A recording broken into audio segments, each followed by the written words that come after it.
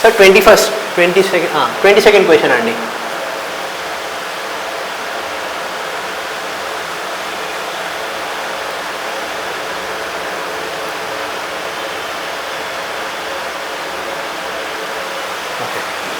Question చూసుకుంటే how many time Jones, ఎన్ని కాల మండలాలు ఉన్నాయి? సో ఎన్ని కాల మండలాలు ఉన్నాయండి బేసిక్గా మన దగ్గర? ఇది అర్త్, అవునా? అర్త్ నుంచి ఇవి లాంగిట్యూడ్స్, ఇలా లాంగిట్యూడ్స్ వెళ్తాయి.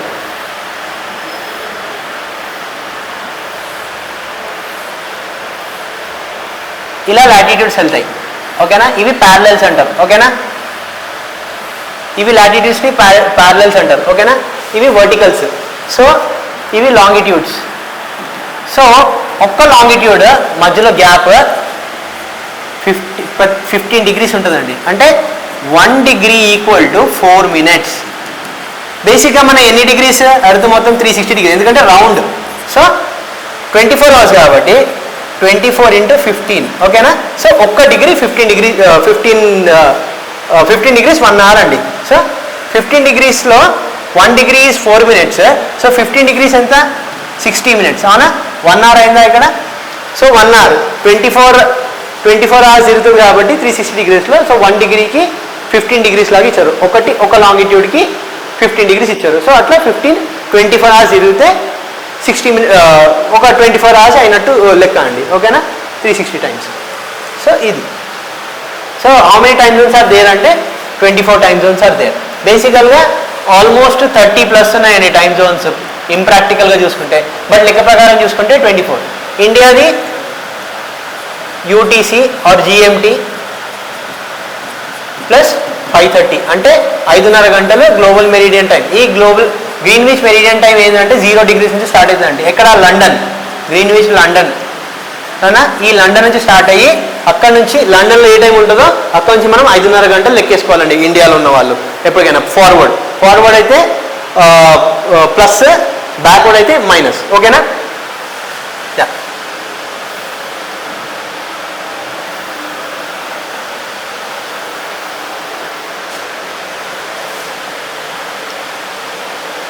23rd. Consider the following. ఈ క్వశ్చన్లో చూడండి, ద యావరేజ్ ఇర్రేడియన్స్. ఇక్కడ ఏం అడుగుతున్నాడు అంటే భూమి యొక్క ఉపరితలం మీద జరిగే సగటు వికిరణ సుమారుగా 1 చదరపు మీటర్కు 1000 watts. ఇది చాలా ఫ్యాక్చువల్ క్వశ్చన్ అండి, ఓకేనా? సో ఎప్పుడైనా ఎగ్జామ్లో చూడండి ఇట్లాంటివి మనకు తెలుస్తాయా లేదా అని వదిలేస్తే దీనిలో మనకు ఒక హింట్ వదులుతారు ఇట్లాంటి టిపికల్ క్వశ్చన్స్లో. సో బేసిక్గా మనం లాజిక్తో కూడా ఆలోచిద్దాం. ఇవన్నీ మనకి 1000 watts 1000 lumens ఇది వెరీ టెక్నికల్. ఎందుకంటే ఇంత బట్టి పట్టాలంటే అంత వాస్ట్ సిలబస్లో ఇవి కష్టం. సో సుమారుగా చిన్న చూస్తున్నాం. ఇప్పుడు చూడండి, థర్డ్ ఆప్షన్కి వెళ్తే న్యూక్లియర్ ఫిషన్. చూడండి, న్యూక్లియర్లో ఎలాంటి రియాక్షన్స్ ఉన్నాయండి? న్యూక్లియర్ రియాక్షన్స్ ఆర్ 2 types, అవునా? ఫిషన్, ఫ్యూషన్, ఓకేనా? సో ఇక్కడ చూడండి, ఇక్కడ ఏం రాశారు? Nuclear fission is the main reason for Sons hot surface. ఇది సన్స్ హాట్ సర్ఫేస్లో మనం చిన్నప్పుడు చదువుకుందామండి. ఏమవుతుంది? ఫ్యూజన్ అవుతుంది, ఓకేనా? అంటే ఒక ఆటమ్ ఇంకొక ఆటమ్ కలుస్తాయి, ఓకేనా? ఇవి రెండు ఫ్యూజ్ అవుతాయి, ఒకటినొకటి ఫ్యూజ్ అవుతాయి ఇట్లా. బట్ ఫిషన్లో ఒక ఆటమ్ ఇంకొక ఆటమ్ని దీన్ని క్రియేట్ చేసి ఇది ఇంకొక డిఫరెంట్ మాలిక్యూల్స్ క్రియేట్ చేస్తుందండి. సో మనకి ఇప్పటి వరకు ఉన్న న్యూక్లియర్ రియాక్టర్స్ అన్నీ పనిచేసేవి న్యూక్లియర్ ఫిజన్ మీదనే. సో ఎందుకు న్యూక్లియర్ ఎనర్జీ మీదకి వెళ్తున్నామంటే nuclear energy is very sustainable. అంటే ఎక్కువ రోజులు మనం దాన్ని వాడుకోవచ్చు. At the same time nuclear energy cheapest, ఎక్కువ టైం వస్తుంది, ఓకేనా? సో ఫ్యూజన్ సన్స్లో అవుతుందండి. సో ఇక్కడ చూడండి, nuclear fusion is the main reason sun's hot surface అంటే లేదు, ఫ్యూజన్. కాబట్టి సి తీసేసేయండి. C gone. ఫస్ట్ 2 కరెక్ట్, ఓకేనా? మన ఆన్సర్ ఇట్లా తీసుకోవచ్చండి మోస్ట్లీ ఇదే. ఎందుకంటే ఇట్లాంటివి చాలా ఫ్యాక్చువల్స్ తీసుకోవడం కుదరదు. సో ఇట్లాంటి లాజికల్ ఎప్పుడైనా కానీ very important things you have to remember. Because renewable energy ఇవన్నీ ఇప్పుడు హాట్ టాపిక్స్ అండి. సో కాబట్టి మీకు ఒక ఐడియా ఉండాలి. సో మనం ఇక్కడ చూసుకుంటే ఫ్యూజన్లో ఇంపార్టెన్స్ ఏంటంటే ఫిషన్లో న్యూక్లియర్ వేస్ట్ ఎక్కువ అవుతుంది. ఎందుకు న్యూక్లియర్ వేస్ట్ అవుతుంది అని అంటే ఇప్పుడు చూడండి, ఒకటి ఇంకో దాన్ని తగిలి ఇంకా వేరే మాలిక్యూల్స్ అంటే కంటిన్యూస్గా చైన్ రియాక్షన్ క్రియేట్ చేస్తుంది. అదే ఫ్యూజన్లో చూడండి, నో న్యూక్లియర్ వేస్ట్, ఫ్యూజన్ అయ్యి ఒకటైపోతుంది, మళ్ళీ నెక్స్ట్ ఫ్యూజన్ అవుతుంది, అంటే ఫ్యూజన్ అవుతూనే ఉంది. న్యూక్లియర్ వేస్ట్ ఎక్కడ క్రియేట్ అవ్వట్లేదు, ఇక్కడ న్యూక్లియర్ వేస్ట్ క్రియేట్ అవుతుంది. సో అది, సో ఫ్యూజన్ రియాక్టర్స్ ఎవరైనా క్రియేట్ చేశారా అంటే ఎస్, చైనా చేసిందండి. ఓకేనా, చైనా చేసింది. ఓకేనా, ఐటీఆర్ ప్రాజెక్ట్ అని ఒకటి ఉంది ఫ్రాన్స్ బార్డర్లో, అది కూడా ఫ్యూజన్ మీదే పనిచేస్తుందండి. ఓకేనా, దానికి ఉన్న రియాక్టర్ పేరు టోకమాక్ రియాక్టర్, ఇండియానే ప్రెజెంట్ చేసింది through L&T. Okay,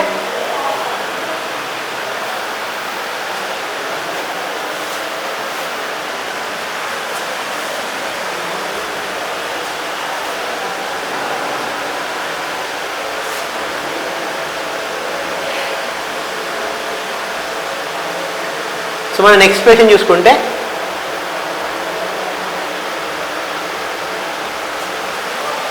the approximate percentage of fresh water in solid and liquid states, అంటే సాలిడ్స్లో లిక్విడ్స్లో ఎంత ఉంది. ఏమడుగుతున్నాడు, సాలిడ్స్ లిక్విడ్స్ అంటే ఏంటంటే ఐస్ అని అడుగుతున్నాడు, గ్రౌండ్ వాటర్ అని అడుగుతున్నాడు, ఇంకా రివర్స్ అని అడుగుతున్నాడు. ఇవన్నీ సాలిడ్స్ లిక్విడ్స్ కలిపి. సో దీంట్లో ఫ్రెష్ వాటర్ ఎంత ఉంది అని అడుగుతున్నాడు. బేసికలీ మన వాటర్ ఆన్ ఎర్త్ 97% ఓషన్లో ఉందండి, అవునా? 3% fresh water, 3% is fresh water. ఈ 3% ఫ్రెష్ వాటర్ ఎట్లా డిస్ట్రిబ్యూట్ అవుతుంది అంటే 69% ఎక్కడుంది? Glaciers, ice caps. అందరు ఏమనుకుంటారు, నదులు ఎక్కువ పారుతున్నాయి కదా, నదుల్లో ఎక్కువ ఉంటుంది ఫ్రెష్ వాటర్ అనుకుంటారు, కానీ లేదండి, ఫ్రెష్ వాటర్ ఉంది గ్లేషియర్స్లో, ఐస్ క్యాప్స్లో 69%. సో మిగతాది surface 30% surface water, ground water అంటే భూమి లోపల ఉంది 30% అండి. సో బేసిక్గా 1% సర్ఫేస్ వాటర్. ఈ సర్ఫేస్ వాటర్ ఏది, ఉపరితలం వాటర్ ఏది? రివర్స్, లేక్స్, ఇవన్నీ నదులు, ఇవన్నీ సర్ఫేస్ వాటర్ కిందకి వస్తాయండి. సో ఎంత మట్టుకుంది అంటే ఇక్కడ మనకు దగ్గర, ఇప్పుడు చూడండి 3% అని మాట్లాడుకున్నాం ఫ్రెష్ వాటర్, బట్ మనకు 3% లేదు, బట్ దగ్గరలో ఏముంది 2.5%. ఓకేనా, సో ఫ్రెష్ వాటర్ మన ఉపరితలం మీద, ఎర్త్ మీద ఉంది ఎంత అంటే 2.5%. ఓకేనా, అదే నార్మల్ వేరే సలైన్ వాటర్ అంటే 97% ఆల్మోస్ట్. నెక్స్ట్ అండి, నెక్స్ట్ క్వశ్చన్ 25th క్వశ్చన్. ఓకేనా,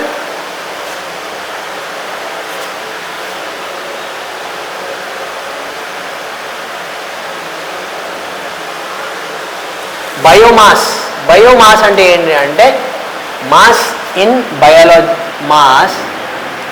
ఇన్ బయాలజికల్ మెటీరియల్. అవునా, బయాలజికల్ మెటీరియల్ ఏదేందండి? ఇప్పుడు మనం ఇక్కడ చూసుకుంటే, మన ఆప్షన్స్ చూసుకుంటే, ఎనర్జీ దేంట్లో form through photosynthesis, first one. Form due to the absence of light ఏమవుతుంది? మనం ఇంతకుముందు మాట్లాడుకున్నాం, క్యాల్విన్ సైకిల్ అనేది ఒకటి అవుతుంది, బట్ absence ఆఫ్ లైట్ వల్ల బయోమాస్ ఎనర్జీ క్రియేట్ అవుతుంది అంటే అవ్వదు. లైట్ కావాల్సిందే బయోమాస్ క్రియేట్ అవ్వాలంటే, ఫోటోసింథసిస్ అవ్వాలంటే. Form due to heating by air. ఈ హీటింగ్ బై ఎయిర్ ఏమంటారంటే కన్వెక్షన్ అంటామండి. ఇది heating, radiation, convection, heating by earth from sun radiation. Earth heat అవ్వడం కన్వెక్షన్ వల్ల హీట్ అవుతుంది. ఓకేనా, form due to the presence of nitrogen. ఈ నైట్రోజన్ వల్ల నైట్రిక్ ఆక్సైడ్స్ ఇవన్నీ ప్రిపేర్ అవుతామండి. సో బయోమాస్ మనకు క్రియేట్ అయ్యేది ఎక్కడ అంటే త్రూ ఫోటోసింథసిస్. ఈ ఫోటోసింథసిస్ వల్ల ప్లాంట్స్ గ్రో అవుతున్నాయి కాబట్టి ఈ ప్లాంట్స్ ఈ ప్లాంట్స్ ఇంకా ఏంటంటే బయోమాస్ ఎనర్జీని క్రియేట్ చేస్తాయండి. ఓకే, మోస్ట్లీ ప్లాంట్స్, వుడ్, ఇదంతా వుడ్ మెటీరియల్, ఇంకా ఫుడ్ ఏదైతే ఆర్గానిక్ వేస్ట్ ఉందో అదంతా బయోమాస్ కిందకి వెళ్తుంది. So biomass energy is formed through photosynthesis. ఓకేనా, next question, which one of these most elastic, అత్యధికంగా స్థితిస్థాపకత, మోస్ట్ ఎలాస్టిక్ అంటే ఎంత ఎలాస్టిక్ ఉంది. ఇప్పుడు చూడండి, చాలా మంది రబ్బర్ని ఇలాస్టిక్ అనుకుంటారు. రబ్బర్ ఇలాస్టిక్ కాదండి, rubber is flexible.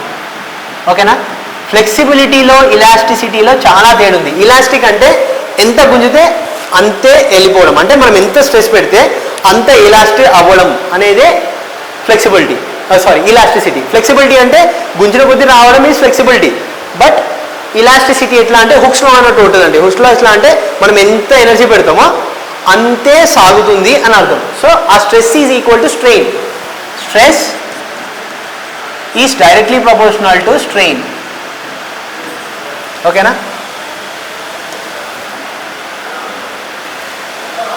Stress is directly proportional strain. ఏదంటే హుక్స్ లా అండి, ఇది హుక్స్ లా. సో బేసిక్గా రబ్బర్ ఇలాస్టికా అంటే కాదు, రబ్బర్ ఈజ్ మోస్ట్ ఫ్లెక్సిబుల్ అనొచ్చు, but it is not elastic. Sponge ఇలాస్టికా? స్పాంజ్ ఒకవేళ మనం స్పాంజ్ని ఇలా మడత పెట్టి వదిలితే ఆటోమేటిక్గా దాని స్పేస్కి వస్తే చాలా టైం తీసుకుంటుంది. అది మెయిన్ స్పాంజ్ ఎందుకు ఇలాస్టిక్ అవుతుంది అంటే బికాస్ ఆఫ్ ద పోర్స్, అంటే దాంట్లో ఉండే గ్యాప్స్ వల్ల దానికి ఆ ఫ్లెక్సిబిలిటీ వస్తుంది. అంతేగాని స్పాంజ్ బేసిక్గా దానిలో గ్యాప్స్ ఏం లేకుండా పొరలు లేకపోతే అది ఫ్లెక్సిబులే అవ్వదు. ఫస్ట్ ఆఫ్ ఆల్ ఎలాస్టికే అవ్వదు అది. Next glass. గ్లాస్ ఎలాస్టిక్ అండి, ఇరిగిపోతుంది, అవునా? సో చూసుకుంటే స్టీల్, బేసిక్గా స్టీల్ హ్యాస్ హైయెస్ట్ ఇలాస్టిసిటీ. అంటే ఎంత దానికి టెన్షన్ ఇస్తామో అంత ఉంగి మళ్ళీ అలాగే బయటికి వస్తుంది, ఓకేనా, డిఫార్మ్ అవ్వకుండా. So most elastic is steel అండి ఇక్కడ, okay. So our answer is steel.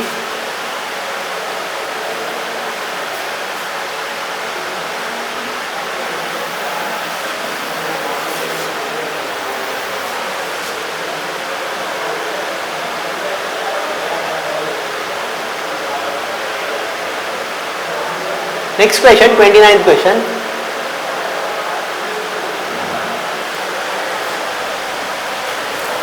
If the temperature of the sun increases by 2 times, అంటే 2x times, sun temperature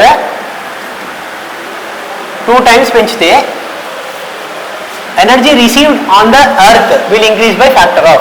energy ఎర్త్లో ఎంత ఎనర్జీ ఇంక్రీజ్ అవుతుంది? ఎర్త్ ఎనర్జీ ఇంక్రీజ్ ఎంత అవుతుంది? So బేసిక్గా ఇది Stephen Boltzmann constant ఒకటి ఉంటుందండి, స్టీఫెన్ బోల్ట్జ్మన్ కాన్స్టెంట్. ఈ స్టీఫెన్ బోల్ట్జ్మన్ కాన్స్టెంట్ ఇలా రాస్తారు. సో బేసిక్గా సన్ టెంపరేచర్ T4 ఫ్యాక్టర్ నుంచి క్రియేట్ చేస్తారండి. ఇది ఒక డెరివేషన్. T4 ఫ్యాక్టర్ అంటే 4 times టెంపరేచర్ పెరిగిన ప్రతిసారి 4 ఫ్యాక్టర్గా పెరుగుతుంది అని. సో ఇక్కడ ఏంటి అంటే E equal to Boltzmann constant plus T⁴. ఈ టెంపరేచర్ ఏంటి? Sun temperature. ఈ టెంపరేచర్ ఈ సన్ టెంపరేచర్ అంటే 4 times సమ్ టెంపరేచర్ ఫ్యాక్టర్ లాగా ఉంటుంది. సో ఎంత పెంచితే అంత 4 times పెరుగుతుంది. సో ఇక్కడ ఏమంటున్నారు? If the temperature of the sun increase by 2 times, energy received by earth is called radiation. ఈ రేడియేషన్ ఎంత టైం పెరుగుతుంది? సో ఈ ఫార్ములాలో T4లో మనం చూసుకుంటే T టెంపరేచర్ ఎన్నిసార్లు పెరిగిందండి? 2 times. సో 2⁴ ఎంత మనకి? 2 cube ఎంత? 8. 8 2 16, ఓకేనా? చూడండి, సో 8 times పెరుగుతుంది అంటే 16, 16 times పెరుగుతుందండి, ఓకేనా? 2 times పెరిగితే 4 ఎనర్జీ ఫ్యాక్టర్ ఎంత? T4. ఇది గుర్తుంచుకోవాలండి, ఇది డెరైవ్ చేసింది, ఓకేనా? ఇది T4 అంటే ఒక నార్మల్గా వస్తే 4 times ఉంటుంది ఎనర్జీ. 1 time సన్లో ఉంటే ఇక్కడ ఎర్త్లో 4 times ఉంటుంది ఎనర్జీ. 2 times పెరిగితే ఇంటూ 4 times అంటే 16 times వెళ్తుంది, ఓకేనా?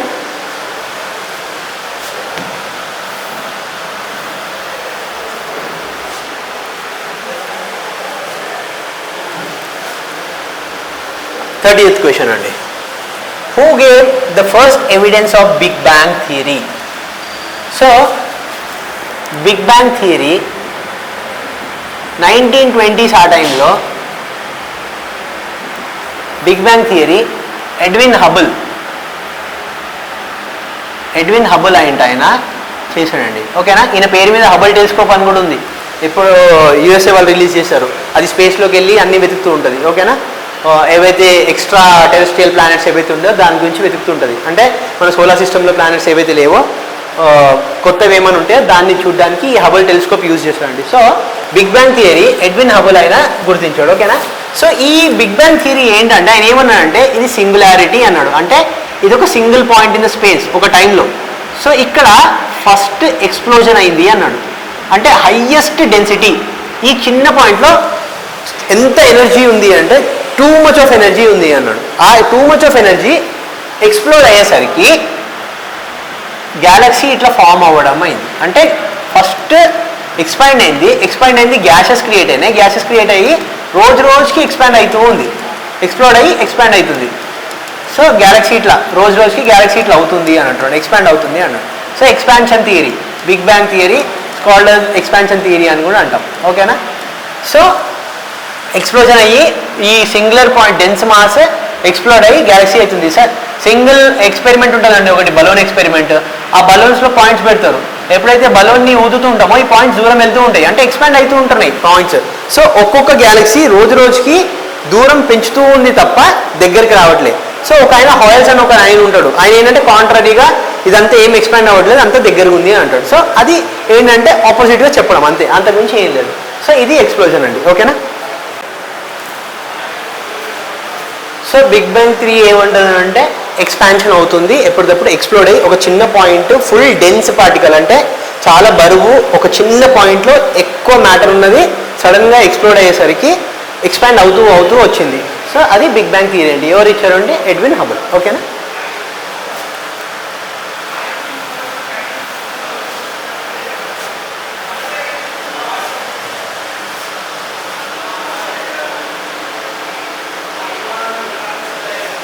Next question.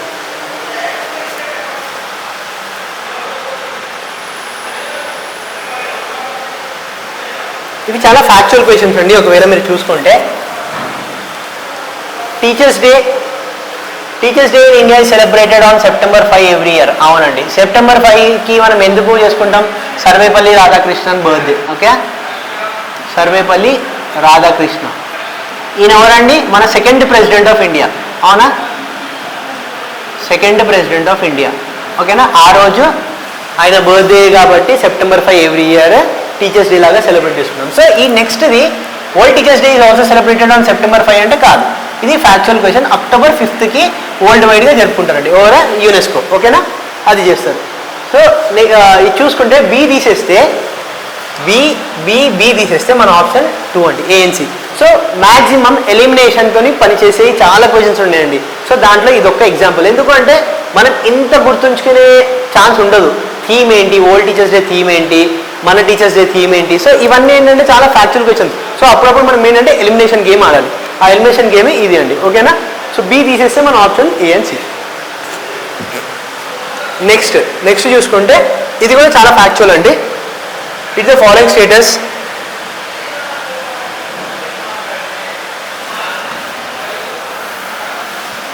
About the national science day గురించి. సో నేషనల్ సైన్స్ డే ఎప్పుడు సెలబ్రేట్ చేసుకుంటాము అంటే February 28, అవునా అంటే ఆలోచిద్దాం.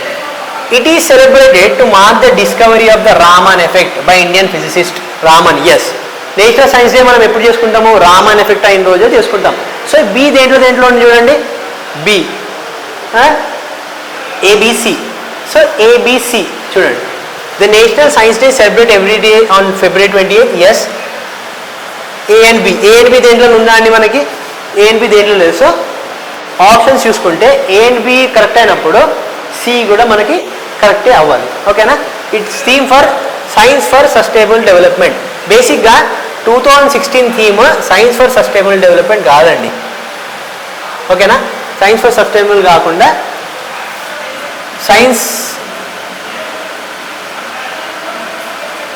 సైన్స్ ఫర్ ద ఫ్యూచర్ అని ఒక థీమ్ లాగా ఉందండి బేసిక్గా. సో మన ఆన్సర్ A and B. ఇక్కడ C కూడా ఉంది కాబట్టి బేసిక్గా ఇది ఆప్షన్స్లో తప్పు ఉందండి. సో మన ఆన్సర్ మాత్రం A and B, C లేదు దీంట్లో. సో ఇది ఒకసారి చెక్ చేసుకుంటే 2016 అయితే మనది ఇది కాదు థీమ్, ఓకేనా. సైన్స్ ఫర్ సస్టైనబుల్ డెవలప్మెంట్ అంతకన్నా ముందుది అది, ఓకేనా. ఓకే, సో ఈ 32nd కొంచెం కాంట్రవర్షియల్ అండి. సో చూసుకుంటే మాత్రం ఇది చాలా ఫ్యాక్చువల్. ఫస్ట్ సెకండ్ అయితే కరెక్ట్, థర్డ్ వన్ కొంచెం డౌట్ఫుల్, ఓకే.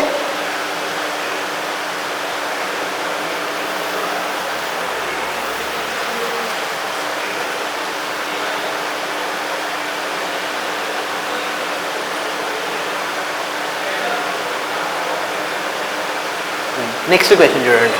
నెక్స్ట్ క్వశ్చన్ చూసుకుంటే వరల్డ్ హ్యాబిటాట్ డే. ఇది కూడా ఫ్యాక్చువల్ క్వశ్చన్ అండి. మనకు వరల్డ్ హ్యాబిటాట్ డే, ఈ వరల్డ్ హ్యాబిటాట్ డే ఎవరు చేస్తారు అంటే యునైటెడ్ నేషనల్ జనరల్ అసెంబ్లీ. ఈ యునైటెడ్ నేషన్స్ జనరల్ అసెంబ్లీ ఎవరి బాడీ అని అంటే UN బాడీ, అవునా. యుఎన్లో ఏవేవి ఉంటాయి? UNGA, సెక్యూరిటీ కౌన్సిల్, అవునా. ఇది అడ్మినిస్ట్రేటివ్ బాడీ, ఏది? UNGA. సెక్యూరిటీ కౌన్సిల్ సెక్యూరిటీ చూసుకుంటుంది, ఓకే.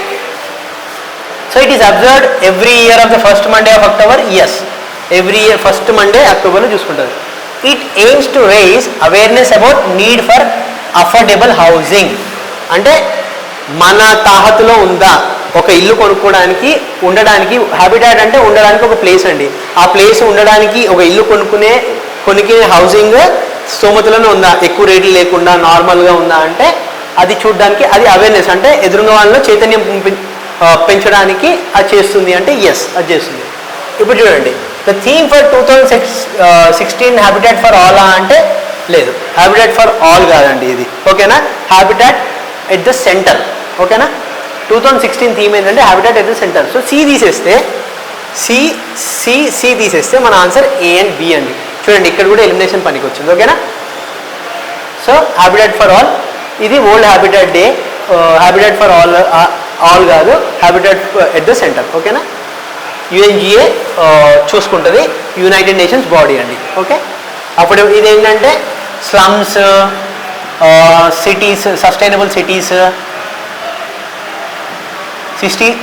సస్టైనబులా కాదా అంటే కరెక్ట్ రేట్కి వస్తున్నాయా, స్లమ్స్ ఉన్నాయా లేదా, వాటర్ ఫెసిలిటీ సరిగ్గా ఉందా, కావాల్సిన ట్రాన్స్పోర్ట్ ఉందా. సో అవన్నీ చూస్తుందండి. వేస్ట్ ఎట్లా రీసైకిల్ చేస్తున్నాయి సిటీస్, వేస్ట్ని ఎట్లా ప్రాసెస్ చేస్తున్నాయి, కరెక్ట్ టైప్ ఆఫ్ శానిటేషన్ ఉందా లేదా, ఇవన్నీ చూస్తుంటుంది ఈ వరల్డ్ హ్యాబిటాట్ డే. ఇదేంటి యుఎన్జిఏ అనమాట. ఈ చూసినప్పుడు దీని గురించి సర్వే చేస్తుంటుంది. ఓకే,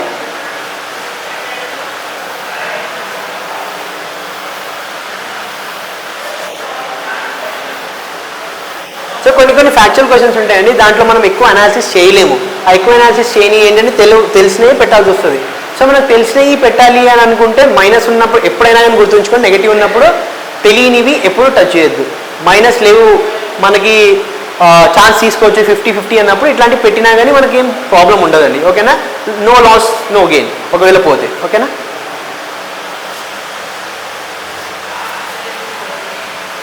థర్టీ ఫోర్ క్వశ్చన్స్ చూసుకుంటే చూడండి, ఈ factual question but still at the same time assertion reason, ప్రతిపాదన కారణం కింద ఉందండి.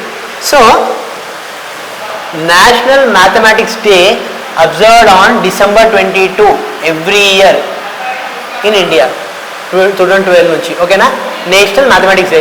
ఈ నేషనల్ మ్యాథమెటిక్స్ డే బికాజ్ ఎందువలన అంటే it is celebrate as a tribute to mathematical genius Srinivasa Ramanujan. Srinivasa Ramanujan మన ఇండియన్ మ్యాథమెటిషియన్ అండి. ఎక్కడ పుట్టారు? తమిళనాడులో పుట్టాడు ఆయన. తమిళనాడు ఈరోడ్లో. ఓకేనా, తమిళనాడు ఈరోడ్లో పుట్టాడు. సో ఈయన చాలా మట్టుకి ఫార్ములాస్ థియరమ్స్ పెంపొందించాడు. సో నేషనల్ మ్యాథమెటిక్స్ డే మనం ఆయన ట్రిబ్యూట్లోనే పెట్టుకుంటాం ఆయన కోసం అని.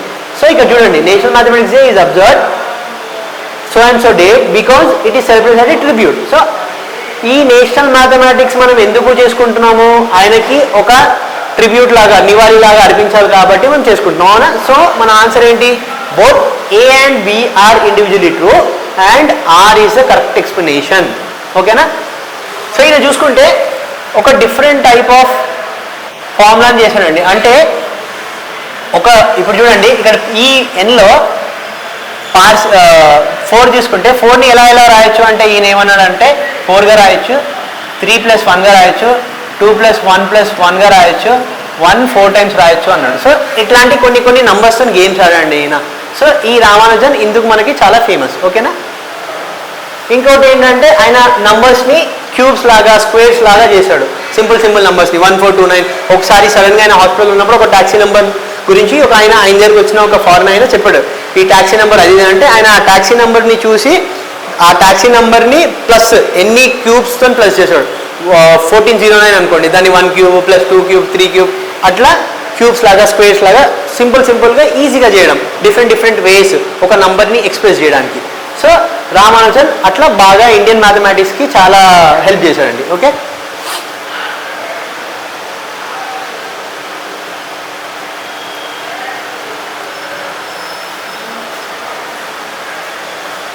నెక్స్ట్ క్వశ్చన్, ఇది కూడా సేమ్ ఫ్యాక్చువల్ క్వశ్చన్ అండి. బుక్స్ గురించి అడిగారు, బుక్స్ గురించి అడిగి దాని గురించి రాయమన్నాడు. సో మనకి ఇక్కడ చూసుకుంటే మనకు తెలిసిన మ్యాక్సిమం చూడండి, ఇండియాలో క్రికెట్ ఫేమస్ కాబట్టి ఇది చూసుకుంటే ఇక్కడ చూడండి, అయాజ్ మీనమ్ బుక్స్ MS ధోని రాశాడు. బట్ ఇక్కడ కీవర్డ్ చూడండి, ద మ్యాన్ ద లీడర్ అని రాశాడు. కానీ ఈయన కెప్టెన్ కూల్ అనే క్యాప్షన్ పెట్టాడండి, కెప్టెన్ కూల్. సో ఈ కెప్టెన్ కూల్ అనే క్యాప్షన్ పెట్టాడు కాబట్టి బి తీసేయండి. బి తీసేస్తే చూడండి మన ఆన్సర్ ఏంటి, సి అండ్ ఏ. సో ఈ రెండు కరెక్ట్ అండి. మేఘనా Pant story, people of the sun, Saba Imtiaz, Karachi, you are killing me. సోనా ఓకేనా. ఇవి చూసుకుంటే ఇవి మన ఆప్షన్స్ అండి. ఇదొక్కటి చూసుకుంటే చూడండి, ఈ అయాజ్ మీనియన్ చాలా మంది ప్లేయర్స్ మీద బుక్స్ రాశాడండి. సో అవి చూసుకుంటే క్యాప్టెన్ కూల్ అనేది రాశాడు. ఓకేనా. Next question 36 question. Read the following statement. ఈ ఫాలోయింగ్ స్టేట్మెంట్స్ చూడండి. మనకి ఏం స్టేట్మెంట్స్ ఇచ్చారు అంటే Russia is the largest producer of oil, అంటే ఆయిల్ని ఎక్కువ శాతం ప్రొడ్యూస్ చేసేది రష్యానా అని అడిగాడు. నెక్స్ట్ చూడండి, Saudi Arabia is the largest producer of గ్యాస్ని సౌదీ అరేబియా ఎక్కువ ప్రొడ్యూస్ చేస్తుంది అని అడిగాడు.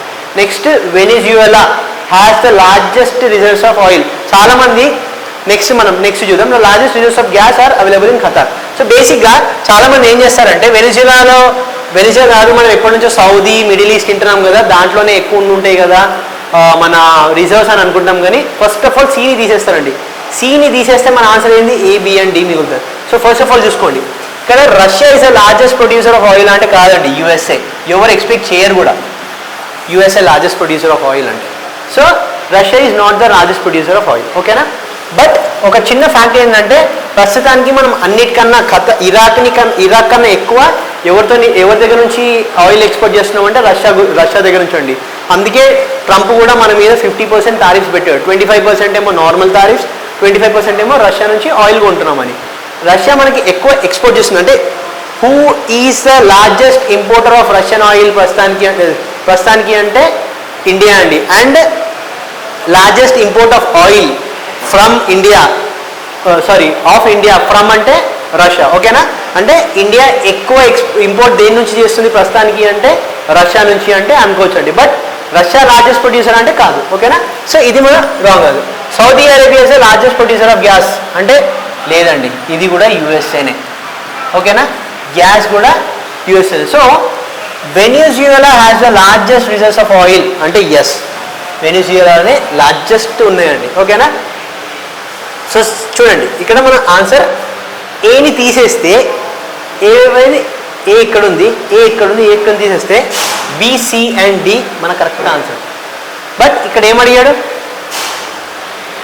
Which are the wrong incorrect statements. ఇక్కడ చూడండి, ఇన్కరెక్ట్ అడిగాడు. సో ఇక్కడ ఫస్ట్ చదవాల్సింది కరెక్ట్ అడిగాడా ఇన్కరెక్ట్ అడిగాడా, అది మనకి ఇంపార్టెంట్. ఓకేనా. ఇన్కరెక్ట్ అడిగాడు కాబట్టి సరికానివి. సో మన కరెక్ట్ ఏంది, సి. కరెక్ట్ సి అన్నప్పుడు సి ఏదైనా ఉంది, సి దీంట్లో ఉంది, దీంట్లో ఉంది, దీంట్లో ఉంది. సో మన ఆన్సర్ ఏంటి, డి, ఏ అండ్ బి. ఓకేనా. సో ఇది ఒక్కటే కరెక్ట్, మిగతా అన్ని రాంగ్. సో మనం రాంగే అడిగాడు కాబట్టి మన ఆన్సర్ అది. సో ఆటోమేటిక్గా ఇది కూడా వెళ్ళిపోయింది. ఇది కరెక్ట్ అయినప్పుడు సి దీంట్లో ఒక్క దాంట్లో లేదు. సో మిగతా అన్ని wrong. Largest reserves of gas are available in Qatar కాదండి, ఇరాన్ అటు సైడ్ ఉన్నాయి. ఓకేనా. ఇరాన్, ఇరాక్ ఇటు సైడ్ ఎక్కువ గ్యాస్ రిజర్వ్స్ ఉన్నాయండి. మోస్ట్లీ ఇరాన్లో ఉంది. ఓకేనా. ఇరాన్, కువైత్ అటు సైడ్ ఉన్నాయి.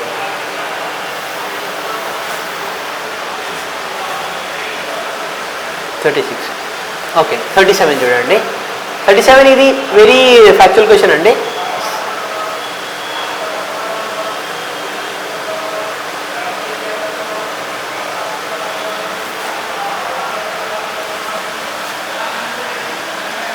సో మన ఆన్సర్ ఇది 37 క్వశ్చన్. మన ఆన్సర్ బి అండ్ సి అండి. B, Donald Trump is the president nominee of Republican party గారు, ఎస్ అప్పట్లో. అవునా. C, Hillary Clinton is the president nominee of Democratic party. ఎందుకంటే వీళ్ళిద్దరికీ నడిచిందండి. ఓకేనా. డిఫెన్స్ మినిస్టర్ హిలరీ క్లింటన్ ఎప్పుడు లేదండి. సో అది తీసేస్తే మనం ఆటోమేటిక్గా డి తీసేస్తే సి కావాలి మనకి. డి తీసేయాలి, సి ఉండాలి అంటే ఇది ఆప్షన్ కరెక్ట్. ఓకేనా. సో వెరీ ఫ్యాక్చువల్ అండి. సో దాంట్లో అనలైజ్ చేయడానికి ఏం లేదు. ఇప్పుడు 2016 అడిగాడు, నెక్స్ట్ టైం 2024 అడుగుతాడు. ఓకేనా.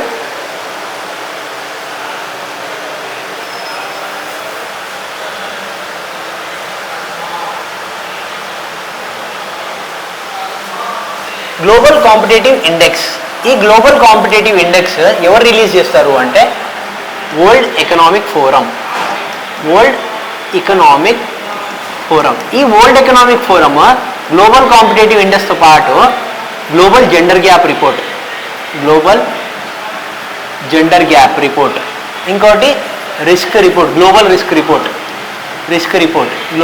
రిపోర్ట్, ఇంకోటి tourism, travel and tourism competitiveness, travel and tourism competitive index, competitive index. ఈ అన్నీ ఈ వరల్డ్ ఎకనామిక్ ఫోరమే తీసుకుంటాయండి. సో అప్పుడప్పుడు మనము కొన్ని మేజర్ ఏవైతే ఇన్స్టిట్యూషన్స్ ఉన్నాయో వరల్డ్లో అవి ఏమేమి రిపోర్ట్స్ వదులుతాయో అవి చాలా ఇంపార్టెంట్ అండి. ఎందుకంటే పక్క ఒకటన్నా రెండన్న క్వశ్చన్స్ అందులోకి వెళ్ళి డైరెక్ట్గా వచ్చేస్తాయి. సో కాబట్టి చిన్న చిన్నవి గుర్తుంచుకొని ఈజీ, ఓకేనా. So it is released, global competitive index release by World Economic Forum. Yes అంటే ఏ దేంట్లో ఉంది ఏ. సో దేంట్లో బి లేదు. సో ఇప్పుడు చూడండి సి ఏ అన్నిట్లో ఉందండి. సో అన్నిట్లో ఉంది కాబట్టి ఈ మూడిట్లో ఏదో ఒకటి మనకి, అవునా, ఈ మూడిట్లో ఏదో ఒకటి కాబట్టి నెక్స్ట్ చూడండి, the USA has top the list of global competitive index. So చూడండి మనకు జస్ట్ ఈ చదివినప్పుడు ఏది టాప్ తెలుసుకుంటే చాలా చిన్నగా. ఆ టైంలో 2016 టైంలో ఎవరు అంటే స్విట్జర్లాండ్ అండి, స్విట్జర్లాండ్. సో బి తీసేస్తే ఏ ఉండాలి, బి ఉండద్దు, ఏ ఉండాలి, బి ఉండొద్దు. చూడండి సి, ఓకేనా. బి దీంట్లో లేదు. సో బి తీసేస్తే ఆన్సర్ ఏ అండ్ సి, ఓకేనా. ఇది వెరీ ఫ్యాక్చువల్ క్వశ్చన్ అండి, okay.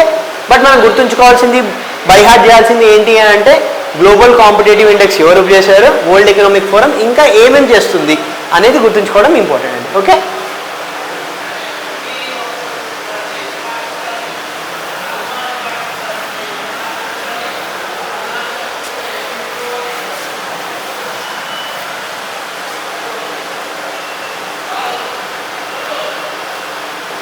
Next question 39th question, International Day for Preservation of Ozone, ozone పొర లేయర్ పరిరక్షణ దినం ఏ రోజు చేస్తాము అంటే బేసిక్గా it is observed every year on September 16 అంటే ఎస్ అండి, ఓకేనా. It was designated by UNGA on 19 December 1994, yes. ఇది ozone and climate restored by World United, yes. So మన answer A, B and C all అండి. So బేసిక్గా ఈ ozone layer కాపాడడానికి ఏ convention చేసామండి అంటే మాంట్రియల్ ప్రోటోకాల్, ఓకేనా, మాంట్రియల్ ప్రోటోకాల్. కానీ ఈ ఓజోన్ లేయర్ని డిప్లీట్ చేసేవి ఏవి, గ్రీన్ హౌస్ గ్యాసెస్. బట్ దీనికోసం ఏం కన్వెన్షన్ యూజ్ చేసాము అంటే క్యోటో ప్రోటోకాల్, ఓకేనా. క్యోటో ఫస్ట్ ఈ ఓజోన్ లేయర్ని ఏవైతే డిమినిష్ చేస్తున్నాయో అవిటికి ఆ గ్యాసెస్ కోసం Kyoto Protocol, ozone layer it సెల్ఫ్కి మాంట్రియల్ ప్రోటోకాల్, ఓకేనా. అది గుర్తుంచుకోండి, ఎస్.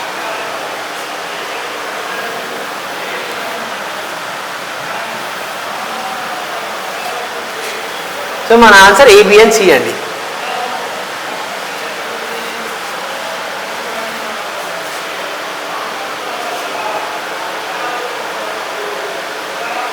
ఫార్టీయత్ క్వశ్చన్ చూసుకుంటే రీడ్ ద ఫాలోయింగ్, ఇవి చదవండి.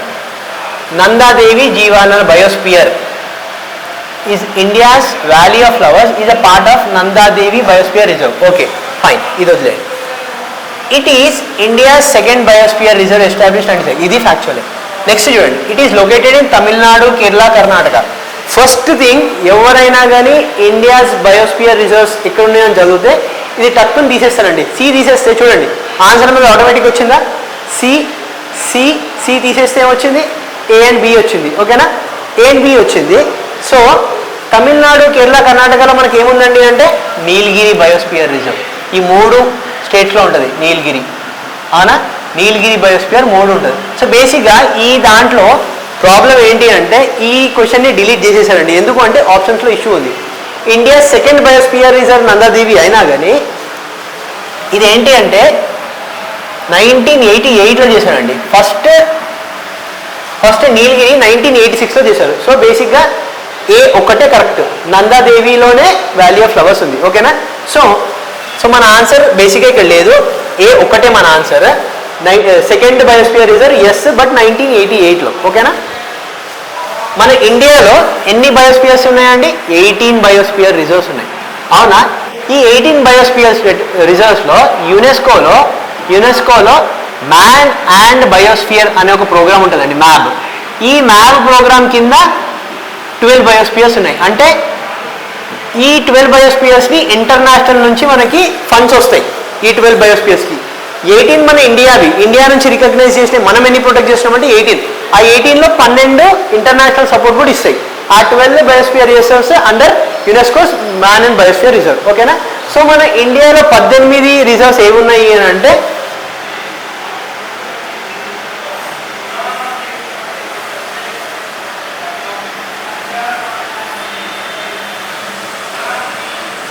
కోల్డ్ డెజర్ట్, నందాదేవి, కాంగ్చెన్జోంగా,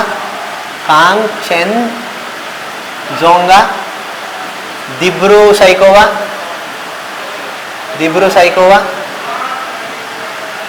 దిహాంగ్ దిబాంగ్, మేఘాలయలో నాక్రెక్, వెస్ట్ బెంగాల్లో సుందర్బన్, ఒడిశాలో సిమ్లీపాల్, గుజరాత్లో Kutch, Great Rann of Kutch biosphere reserve. ఇక్కడ పన్నా మధ్యప్రదేశ్లో, పంచ్మరీ, అమర్కంటక్, అమర్కంటక్. మన ఇటు సైడ్ ఆంధ్రప్రదేశ్లో శేషాచలం, ఇక్కడ నీలగిరి 3 స్టేట్లో, అగస్తమలై,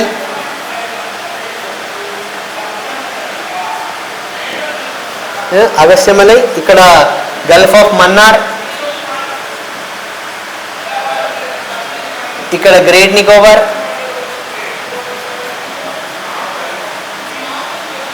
ఇంకా శేషాచలం, కోల్డ్ డెజర్ట్, నందాదేవి, కాంచన్జంగా, దిబ్రూ సైకోవా, మానస్. ఎన్నండి 1 2 3 4 5 6 7 8 9 10 11 12 13 14 15 16 17 18. ఓకేనా. మొత్తం సుందర్బన్స్ మొత్తం 18 బయోస్ఫియర్స్ రిజర్వ్స్ ఉన్నాయండి. దేంట్లో లేవు మనకి బయోస్ఫియర్ రిజర్వ్ అంటే రాజస్థాన్, మహారాష్ట్రలో లేవు అని చెప్పొచ్చు. ఎందులో లేవు, ఏ స్టేట్లో లేవు అంటే రాజస్థాన్, మహారాష్ట్ర, జమ్మూ కాశ్మీర్, పంజాబ్. ఓకేనా. ఛత్తీస్గఢ్ ఉంటుంది, ఎందుకంటే అచానక్ మమన్కంటే ఆల్మోస్ట్ ఆల్ బార్డర్ అండి. ఓకేనా. సో మానస్, నాక్రేక్, సుందర్బన్, సిమ్లీపాల్, దిబ్రూ సైకోవా, దీంట్లో 12 మాత్రమే, ఈ బయోస్ఫియర్లో 12 మాత్రమే దేని కింద ఉన్నాయంటే మ్యాన్ అండ్ బయోస్ఫియర్ ప్రోగ్రామ్ కింద. ఓకేనా.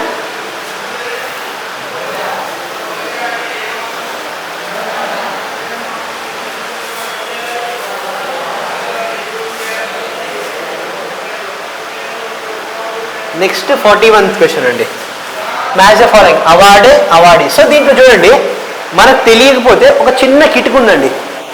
ఇక్కడ ఏమి ఇచ్చాడు, యూనివర్సిటీ ఇచ్చాడు. యూనివర్సిటీకి ఎప్పుడన్నా ఒక పర్సన్ అవార్డు ఇస్తామా? ఎప్పుడూ పర్సన్ అవార్డు, ఎందుకంటే it is a big body.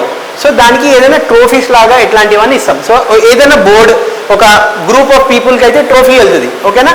Indian టీమ్కి ధ్యాన్ చంద్ అవార్డు వెళ్తుందా? వెళ్ళదు, సింగిల్ పర్సన్కి వెళ్తుంది. అర్జున్ అవార్డు సింగిల్ పర్సన్కి వెళ్తుంది. అదే ఏదైనా ట్రోఫీ లాంటిది అని అంటే దిలీప్ ట్రోఫీ, ఈ ట్రోఫీ, అట్లాంటి ట్రోఫీ అని అంటే రంజీ ట్రోఫీ, అట్లాంటివి ఒక టీంకి వెళ్తాయి. సో చూస్తే ఇక్కడ ఏముందండి, అవార్డ్. ఇక్కడ చూడండి ట్రోఫీ, ఇది C4. ఓకేనా. పంజాబ్ యూనివర్సిటీ C4 ఎక్కడెక్కడ ఉందండి అంటే రెండిట్లో ఉంది. ఓకే, రెండిట్లో ఆపుదాం. సో బేసిక్గా మీరు ఈ ధ్యాన్ చంద్ అవార్డు ఎవరికి ఇస్తారు అంటే సింగిల్ పర్సన్కి ఇస్తారండి. ద్రోణాచార్య ఎవరికి ఇస్తారంటే కోచ్కి ఇస్తారు. ఎప్పుడు ద్రోణాచార్య కోచ్ కదా, తను అప్పుడు పాండవులకి నేర్పించారు కదా. సో ద్రోణాచార్యుడు కాబట్టి ద్రోణాచార్య కోచ్ అవార్డు ఇస్తారు. ఓకేనా. Dhyan Chand award major Dhyan Chand hockey player, so ఆయన ఆ పేరు మీద కూడా ఇస్తారు. సో ఇక్కడ చూసుకుంటే రాజీవ్ ఖేల్ రత్న, దీపా కర్మాంకర్. ఈ దీపా కర్మాంకర్ ఒక టైంలో చాలా న్యూస్లో ఉందండి. ఎందుకంటే first gymnast to qualify for Olympics, final Olympics finals ఎక్కడ రియో ఒలింపిక్స్లో తను ఫైనల్ వరకు వెళ్ళింది. లాస్ట్లో రాలేదు, 4th ప్లేస్లో వచ్చింది కానీ అవ్వలేదు. ఓకేనా. So Deepa Karmakar first gymnast. తను అప్పుడు చాలా న్యూస్లో ఉంది, ఎందుకంటే ఒక జిమ్నాస్ట్ అయ్యి ఉండి ఒలింపిక్స్ వరకు వెళ్ళి, అప్పటి వరకు ఇండియాలో ఫీమేల్ జిమ్నాస్ట్ ఎవరు లేరండి అసలు. First of all gymnast Olympics వరకు వెళ్ళడమే ఫస్ట్ టైం. ఓకేనా. సో తను వెళ్ళింది. సో కాబట్టి ఇప్పుడు చూడండి D1 చూసుకుంటే C4 చూసుకుంటే ఆన్సర్ 3. ఓకేనా? ఆన్సర్ 3లో ఏ3 ఎవరండి? ఈ సత్యగీత అనేది తను ఆంధ్రప్రదేశ్ నుంచి అథ్లెట్ అండి. ఆంధ్రప్రదేశ్ నుంచి అదే పాలకొల్లు. సో తను ఏషియన్ గేమ్స్ అట్లాంటి గేమ్స్లో అథ్లెట్ 3000 మీటర్స్ దాంట్లో గెలుచుకుందండి. అందుకే తనకి ధ్యాన్ చంద్ అవార్డు ఇచ్చారు. సో ద్రోణాచార్య ఎవరికి ఇచ్చారు అంటే మహాబీర్ సింగ్ అండి, ఈయన కోచ్. సో ఆయనకి ఇచ్చారు. ఓకేనా?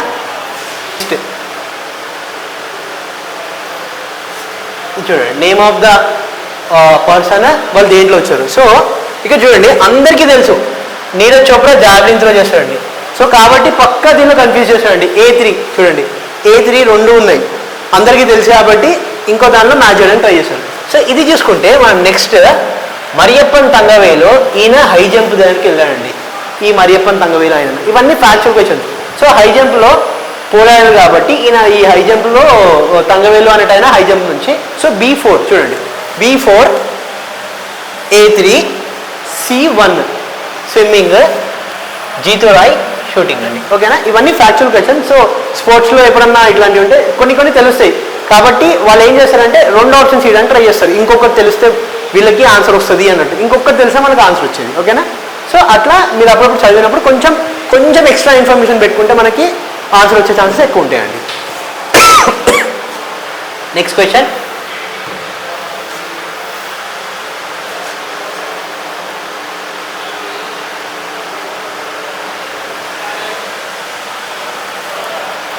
The FIFA is football world cup statements గురించి అడిగానండి.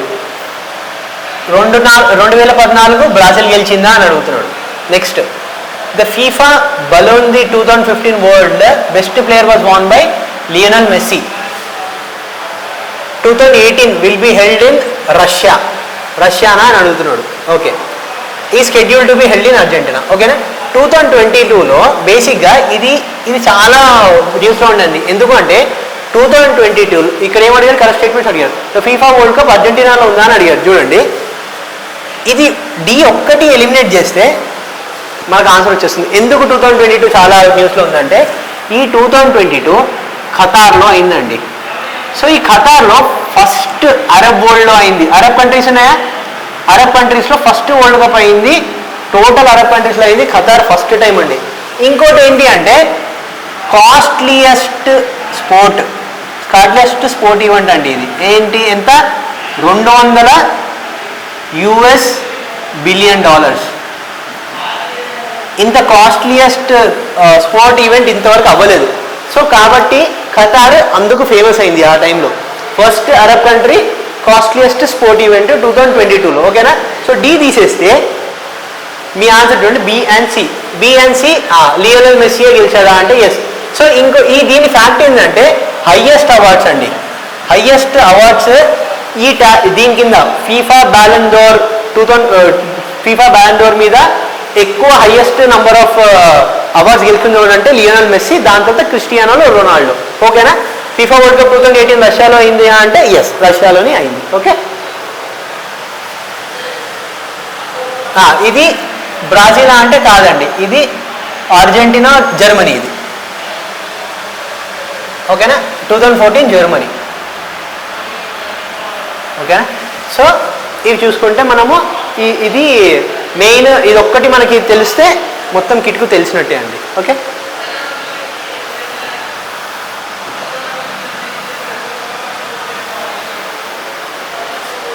సో మన ఆన్సర్ బిఎన్సి. 43, 44 చూడండి. ఎకనామిక్ క్వశ్చన్ వెరీ సింపుల్స్ ఉన్నాయండి. లాజిక్ కాన్సెప్ట్తోనే మ్యాక్సిమం తీసేయచ్చు. సో ఇప్పుడు చూడండి, ఫస్ట్ ప్రతిపాదన కారణం ఏమంటుందంటే ఆర్బీఐ రెపో రేట్ని 6.25కి తీసుకొచ్చింది. ఎప్పుడు?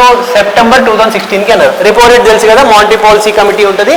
ఆ మానిటరీ పాలసీ కమిటీ నుంచి every bimonthly repo rate fix చేస్తారండి. Repo rate every bimonthly. ఓకేనా? అంటే 2 మంత్స్కి ఒకసారి. ప్రెజెంట్ ఎంత ఉంది? ప్రెజెంట్ రీసెంట్గా అయిన కన్క్లూషన్లో ఎంత ఉంది? జూలైలో అయిన దాంట్లో 5.50 అండి. ఓకేనా? 5.50 ఉంది రెపో రేట్, 5.50% ఉంది రెపో రేట్. సో ఇది చూసుకుంటే ఇది వదిలేయండి, ఇది మనకి తెలుసా లేదా ఫ్యాక్చువల్ అనుకునేది వదిలేస్తే ఇప్పుడు చూడండి ఇక్కడ అసలు the reduction of repo rate reduces the rate of inflation in the economy. Repo rate తగ్గిస్తే ఆర్థిక వ్యవస్థ ద్రవ్యోల్బణ రేటు తగ్గుతుంది, ఇన్ఫ్లేషన్. ఇప్పుడు చూడండి ఇన్ఫ్లేషన్ పెరిగితే ఏమవుతుందండి, రూపీ హై ఉంది అని అర్థం. ఏంది మార్కెట్లో రూపీ హై ఉంది అంటే మార్కెట్లో అర్థం ఏంటి, లోన్స్ చీప్ ఉన్నాయి అని అర్థం. లోన్స్ చీప్ ఉన్నాయి అంటే అర్థం ఏంటి, రెపో రేట్ తక్కువ ఉంది అని అర్థం, ఇంట్రెస్ట్ రేట్ తక్కువ ఉంది అని అర్థం, అవునా?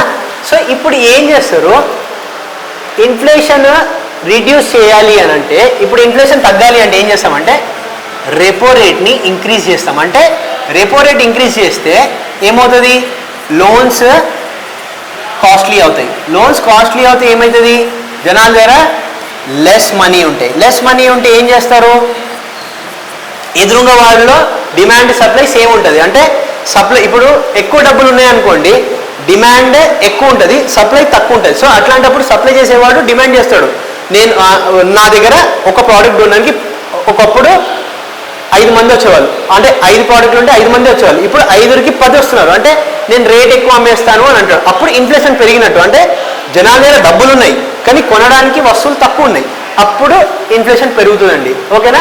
సో ఈ ఇన్ఫ్లేషన్ని తగ్గియాలంటే ఆర్బీఐ ఏం చేస్తుంది అంటే రెపో రేట్ని పెంచుతుంది. అంటే ఇంట్రెస్ట్ రేట్ని పెంచితే బయట డబ్బులు తీసుకునే వాళ్ళు తక్కువ ఉంటారు. డబ్బులు తీసుకునే వాళ్ళు తక్కువ ఉన్నారు అంటే మార్కెట్లో డబ్బులు తక్కువ ఉంటాయి. డబ్బులు తక్కువ ఉన్నప్పుడు ఎవడైతే ప్రోడక్ట్ అమ్ముతాడో వాడికి అమ్మడానికి 5 ప్రోడక్ట్ అంటే మళ్ళీ 5గురే ఉన్నారు. సో కాబట్టి ఇప్పుడు సపోజ్ 5గురు కూడా లేరు, 5 ఉన్నాయి కానీ 3గురే ఉన్నారు. సో వాడు ఏం చేస్తాడు, నాది ఇప్పుడు చూడండి మార్కెట్లో చూడండి, రాత్రి ఈవినింగ్ వెళ్తే అది ఎక్కడ పాడైపోతాయి అని వాడు తొందరగా అమ్మేసుకొని వెళ్ళిపోతాడు. ఆఫ్ ఏది షాప్లలో ఆఫ్లు పెడుతుంటారు, 50% ఆఫ్, 20% ఆఫ్. ఎందుకు, సీజన్ ఎండ్లో వర్షాకాలం వస్తువులు ఎండాకాలం కొనం కాబట్టి అట్లా సీజన్ ఎండ్ సేల్ లాగా తక్కువ రేట్కి అమ్ముతారు. సో ఈ ఇన్ఫ్లేషన్ కూడా అంతే అండి, రెపో రేట్ పెంచితే లోన్స్ కాస్ట్లీ అవుతాయి, లోన్స్ కాస్ట్లీ అవుతాయి, తీసుకోవడం తక్కువ చేస్తారు, తీసుకోవడం తక్కువ చేస్తే డబ్బులు మన చేతిలో తక్కువ ఉంటాయి, మన చేతిలో డబ్బులు తక్కువ ఉంటే మనం ఖర్చులు తగ్గించుకుంటాం. ఖర్చులు తగ్గించుకున్నప్పుడు ఎవరి దగ్గర సామాన్లు ఉంటాయి అవి మిగిలిపోతాయేమో అనుకొని తక్కువ రేటుకు కూడా అమ్ముతాడు. సో అట్లా మనకి ఇన్ఫ్లేషన్ కంట్రోల్ ఉంటుంది. సో రెపో రేట్ రిడ్యూస్ చేస్తే ఇక్కడ ఏమవుతుంది, మనం ఎక్కువ బారో చేస్తాం. ఎక్కువ బారో చేసినప్పుడు డబ్బులు ఎక్కువ చేతిలో ఉంటాయి. ఎక్కువ డబ్బులు చేతిలో ఉంటే డిమాండ్ ఎక్కువ ఉంటుంది కానీ సప్లై తక్కువ ఉంటుంది. అట్లాంటప్పుడు అమ్మేవాడు ఎక్కువ రేట్ పెంచుతాడు, ఇన్ఫ్లేషన్ పెరుగుతుంది. ఓకేనా? సో ఇన్ఫ్లేషన్ రిడ్యూసెస్ అంటే ఇన్ఫ్లేషన్ తగ్గుతుందని అడుగుతున్నాడు, లేదు ఇన్ఫ్లేషన్ పెరుగుతుంది. సో కాబట్టి ఆర్ ఇస్ ఫాల్స్, ఇది మన ఆన్సర్. ఓకేనా?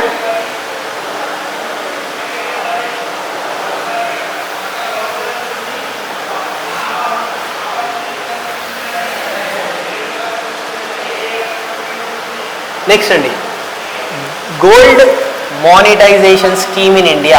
ఈ గోల్డ్ మానిటైజేషన్ స్కీమ్ 2015లో ఏం చేశారు అంటే జ్యువెలరీ కాయిన్స్, బులియన్ ఇవన్నీ గవర్నమెంట్కి ఇస్తే గవర్నమెంట్ ఏం చేస్తుందంటే ఫిక్స్డ్ అమౌంట్ లాగా పెట్టుకొని అంత టైంకి ఇంట్రెస్ట్ ఇంత ఇంట్రెస్ట్ ఇస్తామంటారండి. సో ఒక ఫిక్స్డ్ పీరియడ్ అయిపోయిన తర్వాత మనము అదే అమౌంట్కి ఎంతైతే మనం గోల్డ్ ఇచ్చామో అదే గోల్డ్ తీసుకోవచ్చు, తిరిగి వాపస్ సేమ్ అమౌంట్ ఆఫ్ గోల్డ్ తీసుకోవచ్చు. అట్ ద సేమ్ టైం అది గోల్డ్ వద్దు అనుకుంటే డబ్బులు ఇస్తారు. ఎంత డబ్బులు ఇస్తారు అంటే ఆ టైంలో పలానా టైంలో ఇప్పుడు ఈ రోజు ₹1,00,000 ఉంది గోల్డ్, ఆ రోజు ₹1,00,000 ఉంది కాబట్టి ఆ ₹1,00,000 మనకు కట్టి దాంతోపాటు ఇంట్రెస్ట్ రేట్ కూడా ఇస్తారండి. ఓకేనా? సో అది గోల్డ్ మానిటైజేషన్ స్కీమ్ ఒక ప్రత్యేకత. సో దీంట్లో the rate of interest is under the scheme is 3% per annum. 3% లేదండి, ఫ్యాక్చువల్ క్వశ్చన్ ఇది యాక్చువల్గా 2.5 మ్యాక్సిమం ఉండే. సో కాబట్టి బి తీసేస్తే మన ఆన్సర్ సి అండ్ ఏ. ఓకేనా? The scheme is exempted from capital gains and earnings. Capital gains ఎన్ని టైప్స్ అంటే బేసిక్గా ఈ క్యాపిటల్ గెయిన్స్ అంటే గెయిన్ అంటే మనము ప్రాఫిట్ తీసుకుంటున్నాం దేని మీద, ఏదైతే అసెట్ ఉందో దాని మీద. అంటే ఇక్కడ అసెట్ ఏంటి అని అంటే మన ఆస్తి ఏంటి అంటే జ్యువెలరీ. ఓకేనా? సో క్యాపిటల్ గెయిన్స్ 2 టైప్స్ ఉంటాయండి, షార్ట్ టర్మ్, లాంగ్ టర్మ్. ఈ షార్ట్ టర్మ్ ఎట్లా అంటే 3 years కన్నా తక్కువ, 3 years కన్నా ముందు అమ్మేస్తే షార్ట్ టర్మ్. లాంగ్ టర్మ్ ఏంటంటే 3 years తక్కువ, 3 years తర్వాత. సో షార్ట్ టర్మ్లో ట్యాక్స్ ఎక్కువ ఉంటుంది, ఎందుకంటే తొందరగా అమ్మేస్తాం కాబట్టి తొందరగా ప్రాఫిట్ వస్తుంది. కాబట్టి షార్ట్ టర్మ్ గెయిన్స్లో మనీ ఎక్కువ కట్టాల్సి వస్తుంది, ట్యాక్స్ ఎక్కువ కట్టాల్సి వస్తుంది. లాంగ్ టర్మ్లో కొంచెం తక్కువ ట్యాక్స్ ఉంటుంది. And at the same time ఈ లాంగ్ టర్మ్లో ఇండెక్సేషన్ అనే ఒక బెనిఫిట్ ఉంటుందండి. ఇండెక్సేషన్ అంటే ఏంటి అంటే ఇన్ఫ్లేషన్ని పోల్చుకొని ఇస్తారు. అప్పట్లో ఎంత ఇన్ఫ్లేషన్ ఉందో మన పర్చేసింగ్ పవర్ అప్పటికి ఇప్పటికి ఎంత ఈక్వలో దాన్ని తీసేసి దాని తర్వాత ఏదైతే ప్రాఫిట్ చేస్తామో దాని మీద ట్యాక్స్ ఉంటుంది. సో దీనిలో క్యాపిటల్ గెయిన్స్, ఈ క్యాపిటల్ గెయిన్స్ దేని మీద పడుతుంది అంటే ఫర్ సపోజ్ 50,000తో గోల్డ్ కొన్నాం. గోల్డ్ కొని మనం 80,000కి అమ్మాం.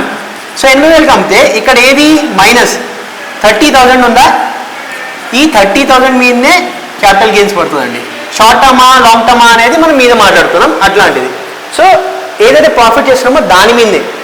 ఇక్కడ బెనిఫిట్ ఏంటి, ఇండెక్సేషన్ బెనిఫిట్ ఏంటి లాంగ్ టర్మ్లో, ఈ 50,000 ఇప్పుడు ఆ 50,000 ఈక్వల్ టు 60,000 అంటే మన ఇప్పుడు ఎంత క్యాపిటల్ గెయిన్స్ అయిందండి అంటే 20,000. ఓకేనా, ఈ 20,000 మీదనే మనకి గెయిన్స్ ట్యాక్స్ పడుతుంది. సో లాంగ్ టర్మ్లో ఇండెక్సేషన్లో ఇది ఒక బెనిఫిట్ అండి. ఓకేనా, so this is how it is. Okay, మన ఆన్సర్ C and A. Okay,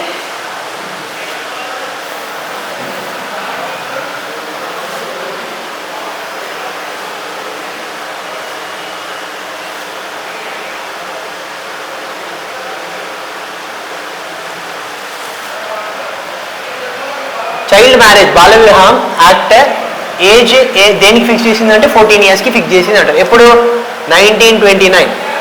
so 1929లో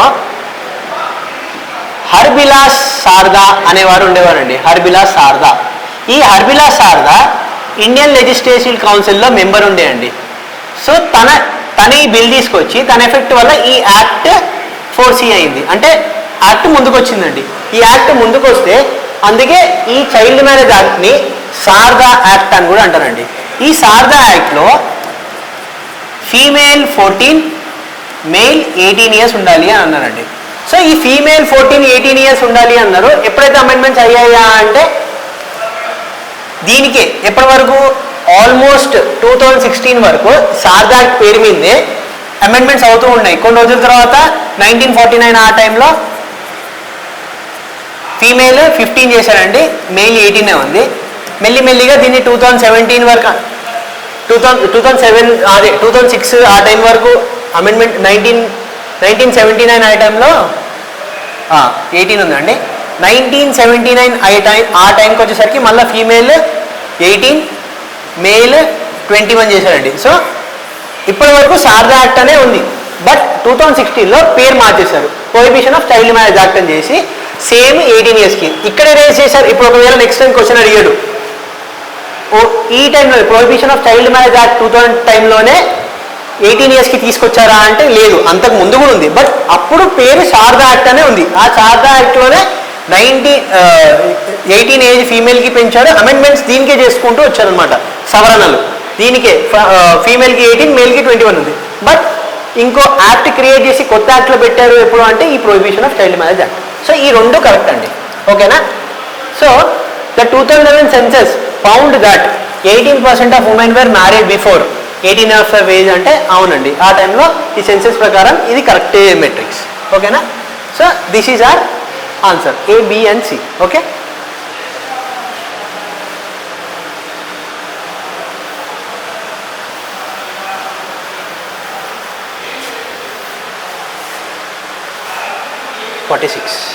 okay 47.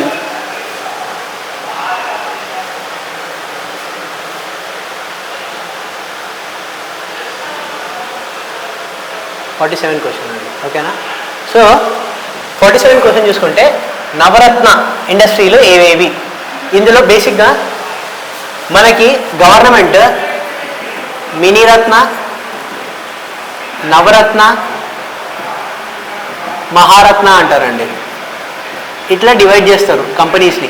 ఈ మినీరత్నాలో ఏవైతే కంపెనీస్ ఉంటాయో అవి తక్కువ ప్రాఫిట్ ఉండి దాని స్ప్రెడ్ ఎక్కువ లేకుండా ఉండేవి ఏవైతే అయితే అవిటిని మినీరత్న కింద పెడతారండి. ఫర్ ఎగ్జాంపుల్ చిన్న చిన్నవి ఏవంటే ఈ హెచ్ఎంటి మినీరత్న కిందే ఉండేవండి. ఓకేనా, చిన్న చిన్న కంపెనీస్ గవర్నమెంట్ పిఎస్యూస్ ఏవైతే ఉన్నాయో అవన్నీ హెచ్ఎండి కింద ఉండేవి. సో ఈ నవరత్నకు వచ్చేసరికి దీనిలో ఏంటంటే కొంచెం ఆటానమీ ఉంటుంది. ఎట్లా ఫైనాన్సెస్ కింద అంటే కొంచెం ఒక 1000 కోట్ల వరకు ఇన్వెస్ట్ చేయొచ్చు గవర్నమెంట్ అప్రూవల్ లేకుండా. సో నవరత్నాలో ఇది ఉంటుందండి. సో నవరత్న ఏవేవి ఉన్నాయి అంటే దీంట్లో power finance corporation, yes. HMT లేదండి, హెచ్ఎంటి మినీరత్న కిందకి వస్తుంది. బి తీసేస్తే మన answer CD and A. CD and A. HAL Hindustan aeronautics limited ఉందో ఈ హిందుస్థానిక్ ఏరోనాటిక్స్ లిమిటెడ్ మన తేజస్ MK4 ఏవైతే కొత్త light weight combat aircraft ఏదైతే ఉందండి అది క్రియేట్ చేస్తుందండి ఈ హెచ్ఏఎల్. ఓకేనా. సో ఎంటీఎన్ఎల్ ఏంది, మన టెలిఫోన్ కంపెనీ. ఓకేనా. సో ఇవి నవరత్న కింద ఉన్నాయి.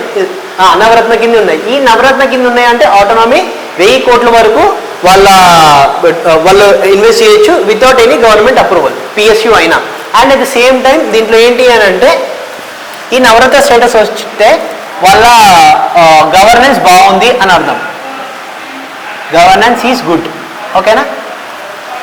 అదే మహారత్నకు వస్తే మహారత్నలో మేనేజర్ ఆటోనామీ ఉంటుంది. 5,000 కోట్లు ఇన్వెస్ట్ చేయొచ్చు అండి వితౌట్ గవర్నమెంట్ అప్రూవల్. ఓకేనా. Without government approval. ఓకేనా. ఇది మహారత్న స్టేటస్. ఈ మహారత్న స్టేటస్లో ఏమేమి ఉన్నాయి ప్రస్తుతానికి అంటే ఇండియన్ ఆయిల్, మన ఎన్టీపీసీ, ఇంకా ఎన్టీపీసీ, ఇండియన్ ఆయిల్, ఇంకా ఓఎన్జీసీ. సో ఇట్లా పెద్దవి ఉన్నాయండి. ఓకేనా. ఈ నవరత్నాలో మనకి భారత్ పెట్రోలియం వస్తుందండి, భారత్ పెట్రోలియం లిమిటెడ్. ఓకేనా. సో ఇట్లా మినీరత్న, నవరత్న, మహారత్నాలో కేటగరైజ్ చేసి అవిట్లో ఏవేవి ఉన్నాయో అని చెప్తున్నాండి. సో ఒక్కొక్క పేరు ఎందుకు ఇస్తారు అంటే దాని ఆటోనమీ, దానికి ఉన్న ఎంతవరకు అది ఇన్వెస్ట్ చేయొచ్చో గవర్నమెంట్ అప్రూవల్ లేకుండా, సో దాన్ని బట్టి చేస్తారు. ఎందుకంటే వాళ్ళ దగ్గర ఒక ఇంటిగ్రిటీ ఉంది, వాళ్ళు చేస్తే కరెక్ట్ చేస్తారు అన్నట్టు. సో ఫస్ట్ ఆ స్టేటస్ ఇచ్చిన తర్వాతనే వాళ్ళకి ఆటోనమీ ఇస్తారు. ఓకేనా.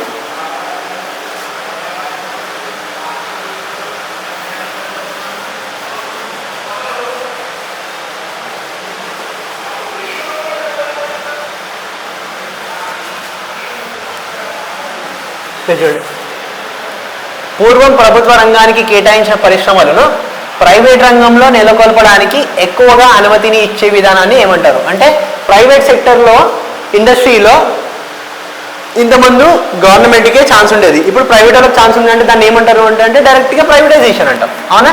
ప్రైవేట్ వాళ్ళకి పబ్లిక్ స్కోప్లో ప్రైవేట్ వాళ్ళని వెళ్ళడానికి ఛాన్స్ ఇస్తున్నాం అంటే అది ప్రైవేటైజేషనే అంటాం. సో ఈ ఎల్పిజి రిఫార్మ్స్ అంటాం, ప్రైవేటైజేషన్ అండ్ గ్లోబలైజేషన్ ఈ 1990s వచ్చినప్పుడు, ఈ 1990sలో మనం చేసినప్పుడు ఏమేమి చేసామంటే గ్లోబలైజేషన్ అంటే ఏంటి అని అంటే మన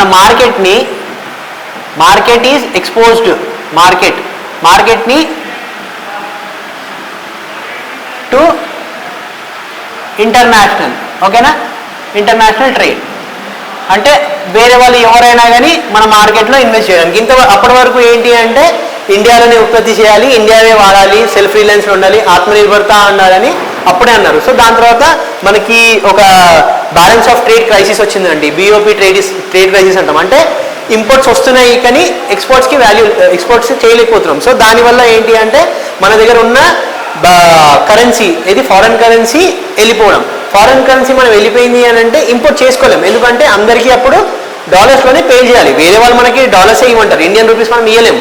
సో అట్లా మన డాలర్స్ లేవు కాబట్టి మనం ఇంపోర్ట్ చేసుకోలేము. ఇంపోర్ట్ చేసుకోకపోవడం వల్ల మనకి ఇండియాకి కావాల్సిన వస్తువులు బయట నుంచి రాలేవు. సో అట్లా ఆ టైంలో ఏం చేశారు అంటే IMF మనకు లోన్ ఇచ్చింది. మనకు లోన్ ఇచ్చి ఏం చేసిందంటే మీరు ఇట్లా ప్రైవేటైజ్ చేయాలి, మీ మార్కెట్ని ఓపెన్ చేసి లిబరల్ చేయాలి అన్నారు. సో ఆ లిబరల్ చేసినప్పుడే ఇవన్నీ జరిగాయండి. సో గ్లోబలైజేషన్ చెప్పుకున్నాం. గ్లోబలైజేషన్ అంటే మార్కెట్ ట్రేడ్కి వేరే వాళ్ళకి ఓపెన్ చేసుకోవడం, ఇంటర్నేషనల్ ట్రేడ్ అవ్వడం, ఎక్స్పోర్ట్ ఇంపోర్ట్ ఎక్కువ కావడం. ప్రైవేటైజేషన్ అంటే ప్రైవేట్ వాళ్ళని పబ్లిక్ సెక్టార్ ఏవైతే ఉండే అప్పటి వరకు దాంట్లో ప్రైవేట్ వాళ్ళని కూడా ఎంట్రీ ఇవ్వడం, లైక్ కెమికల్ ఫ్యాక్టరీస్ అట్లా చిన్నవి. ఇప్పుడు డిఫెన్స్ ఇండస్ట్రీలో కూడా ప్రైవేట్స్ వస్తున్నారండి. మొన్న వరకు డిఫెన్స్ ఇండస్ట్రీలో కూడా ప్రైవేటైజేషన్ లేదు, అటామిక్స్లో అయితే ఇప్పటి వరకు లేదు. ఓకేనా. సో మెల్లగా అది కూడా ప్రైవేటైజ్ అవ్వచ్చు. సో కాబట్టి ప్రైవేటైజేషన్ అది.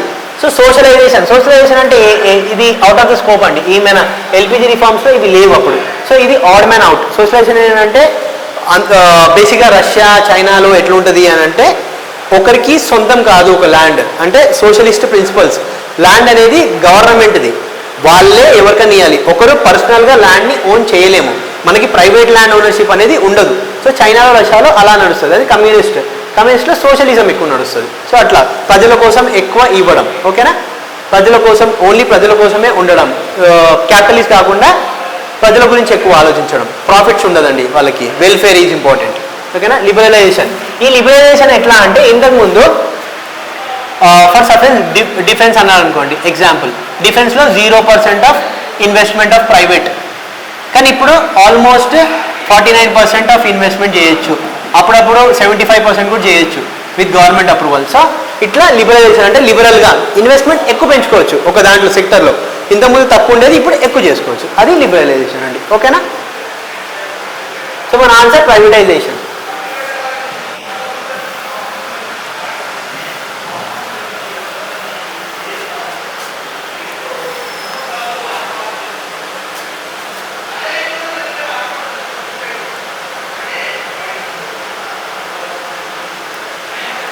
చూడండి, ఓకే.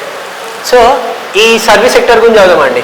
మన సర్వీస్ సెక్టార్లో ఏంటంటే సర్వీస్ సెక్టార్ జీడిపి ఎప్పుడు 2015-16లో అబౌవ్ 60% ఉందా అని అడుగుతున్నాడు. 2015-16లో అబౌవ్ 60% ఉందా అంటే ఆల్మోస్ట్ 64% ఉందండి 2015-16లో, ఓకేనా.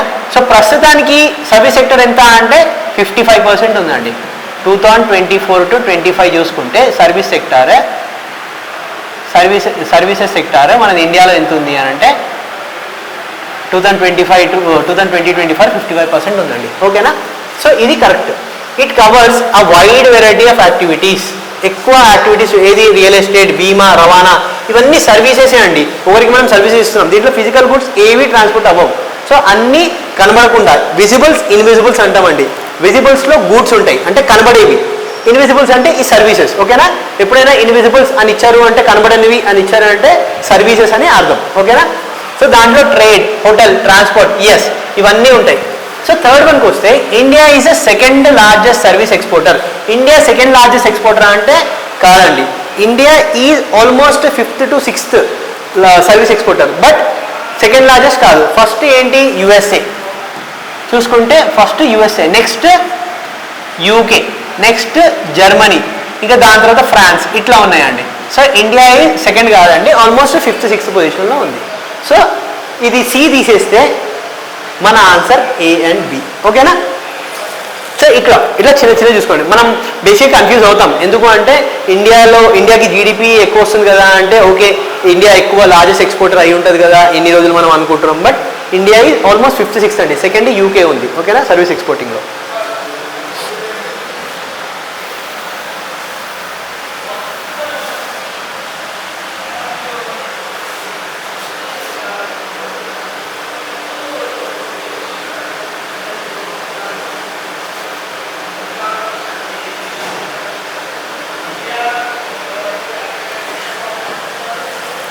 Name of the person, award. చూడండి, మీరు ఈ బెజవాడ విల్సన్ గురించి చదువుకుంటే ఈ బెజవాడ గురించి సఫాయి కర్మచారీస్ ఐడియా ఉందా అండి? సఫాయి కర్మచారి, ఈ సఫాయి కర్మచారి యాక్ట్ రావడానికి బెజవాడ విల్సన్ చాలా కష్టపడ్డాడండి. సో ఈ బెజవాడ విల్సన్ ఒక టైంలో ఏమన్నాడు అంటే, ఇంగ్లీష్లో చెప్పాలి అంటే, not all scheduled caste or sanitary workers, but all sanitary workers are scheduled caste అన్నానండి. అంటే బడుగు బలహీన వర్గాల నుంచి అందరు ఉన్నారు, దళితులు ఎక్కువ, అందరు దళితులు శానిటేషన్ వర్క్ ఈ సఫాయిలో లేరు, కానీ సఫాయిలో ఉన్న వాళ్ళు మొత్తం మాత్రం దళితులే అని ఈయన ఒక స్టేట్మెంట్ పాస్ చేశాడండి. సో ఈయనకి ఆ టైంలో సఫాయి కర్మచారీస్ గురించి ఎక్కువ, బేసిక్గా వాళ్ళ ఫాదర్ ఇట్ సెల్ఫ్ సఫాయి కర్మచారి అండి. సో అందుకు ఆయన తన బాధను చూడలేక ఏదో చేయాలి అని ఒక యాక్టివిస్ట్ లాగా తయారయ్యి అయిన వల్లనే సఫాయి కర్మచారి యాక్ట్ వచ్చింది. సో సో దానికి తగ్గట్టు ఆయనకి ఏంటంటే రమన్ మ్యాగసెసే అవార్డు ఇచ్చారండి. ఈ ఎక్సలెన్సీ కోసం ఈ మెగసెసే అవార్డు ఆయనకి ఇచ్చారు. ఓకేనా. సో A2 ఎక్కడ ఉందండి? ఇక్కడ ఉంది. సో నెక్స్ట్ మనం బి చూసుకుందాం. ఇప్పుడు చూడండి, ఇంతకుముందే మనం దీపా కర్మాకర్ గురించి మాట్లాడుకున్నాం. ఈ దీపా కర్మాకర్ బ్యాక్లో వచ్చింది. సో అప్పుడప్పుడు మనం కొంచెం స్మార్ట్గా ఆలోచించాలి. ఆల్మోస్ట్ అక్కడ టిక్ పెట్టి ఉంటే ఒక్కసారి వెనక్కి చూసుకోవచ్చు, కొంచెం ఆ మెమరీ ఉంటుంది. సో ఈ దీపా కర్మాకర్కి రాజీవ్ ఖేల్ రత్న అవార్డు వచ్చింది, అవునా? B4 చూడండి, మళ్ళీ B4 దీంట్లో కూడా ఉంది. సో ఇక్కడ చూడండి, ఈ నాగపూరి రమేష్ తినకి ద్రోణాచార్య అవార్డు వచ్చింది. కోచ్, ఏ టైం కోచ్ అన్నమాట. ఈయన కోచ్కి ద్రోణాచార్య అవార్డు ఇంతకుముందు మాట్లాడినామా? ఈయన కోచ్. ఎందుకు? ఎక్కువ మంది అథ్లెట్స్ని ఇది చేశాడండి, అథ్లెట్స్కి చాలా మందికి ఇచ్చాడు కాబట్టి ఆయనకి అది ఇచ్చాడు. సో నెక్స్ట్ మనకి C1. So A2 B4 C1 D3